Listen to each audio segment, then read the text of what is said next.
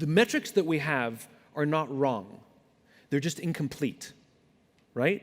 The standard metrics that we have to measure our own success in our companies, profits and revenues, EBITDA, whatever you want to use, and the standard metrics we use to measure our own wealth, there's nothing wrong with those. They're just incomplete. That's like saying, when I chose to marry her, she's really good looking.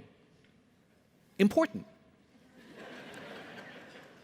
And is she a good person? Does she bring the best out in me?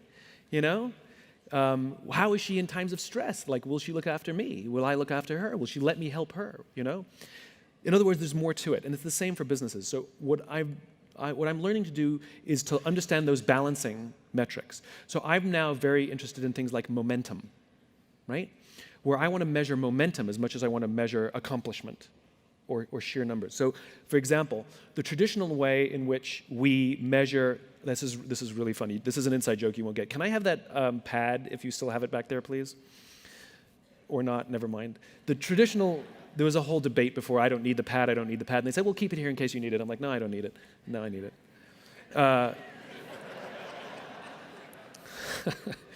Anyway, I'll just do a visual thing. So the way we traditionally measure success is we give someone a goal, right? We say, meet this financial goal. And then what we do is,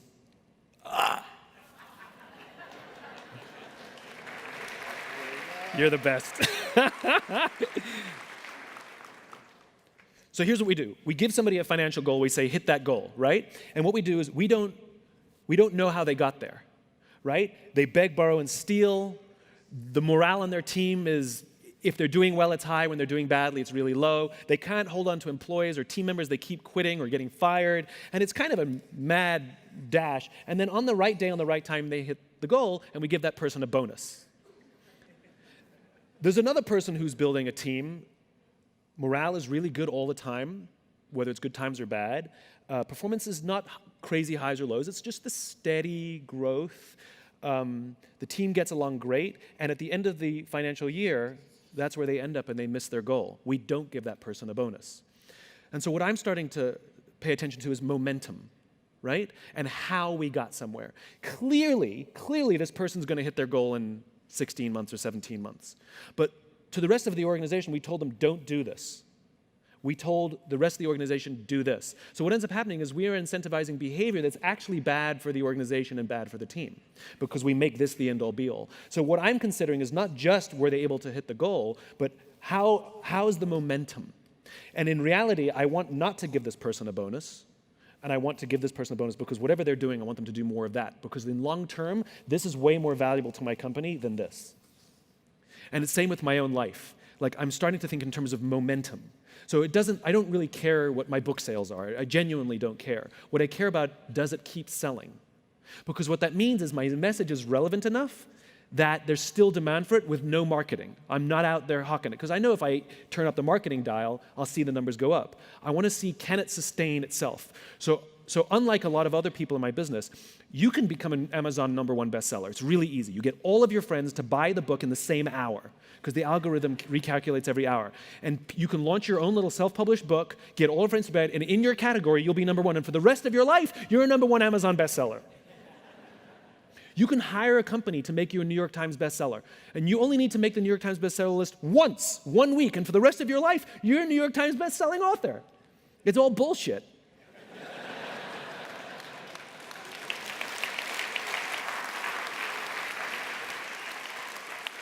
Or get all your friends to give you 5 stars on Amazon. You got a 5-star book and you sell 1 book a year. I don't ask any friends to write any Amazon reviews for me. I don't ask anybody to buy a book at a certain time. I've never hired a company to make me a New York Times bestseller. And the reason is because I actually want to know.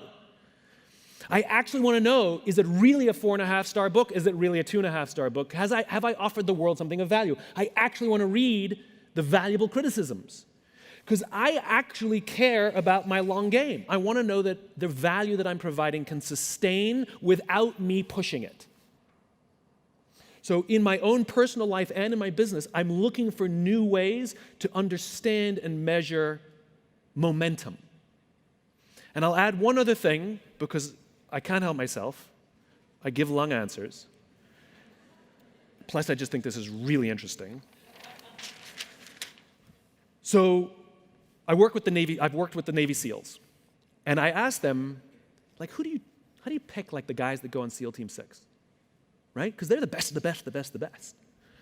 And they drew a graph for me, and on one side they wrote the word performance, and on the other side they wrote the word trust. The way they define the terms is performance on the battlefield and performance off the battlefield. So this is your skills. This is, did you make your quarterly earnings, whatever, however you want to translate it, right? Performance, it's traditional. This is, how are you off the battlefield? What kind of person are you? The way they put it is, I may trust you with my life, but do I trust you with my money and my wife? They're SEALs. This is what they told me. Nobody wants this person, the low performer of low trust, of course. Of course, everybody wants this person, the high performer of high trust, of course. What they learned is that this person, the high performer of low trust, is a toxic leader and a toxic team member. And they would rather have a medium performer of high trust, sometimes even a low performer of high trust, it's a relative scale, over this person. This is the highest performing organization on the planet, and this person is more important than this person. And the problem in business is we have lopsided metrics. We have 1,000,001 metrics to measure someone's performance and negligible to no metrics to measure someone's trustworthiness. And so what we end up doing is promoting or bonusing toxicity in our businesses, which is bad for the long game because it eventually destroys the whole organization. The irony is it's unbelievably easy to find these people.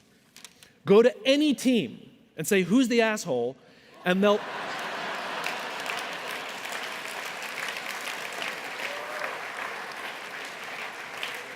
they will all point to the same person.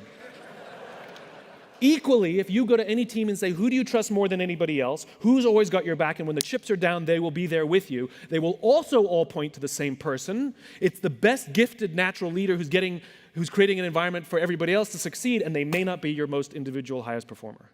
But that person, you better keep them on your team.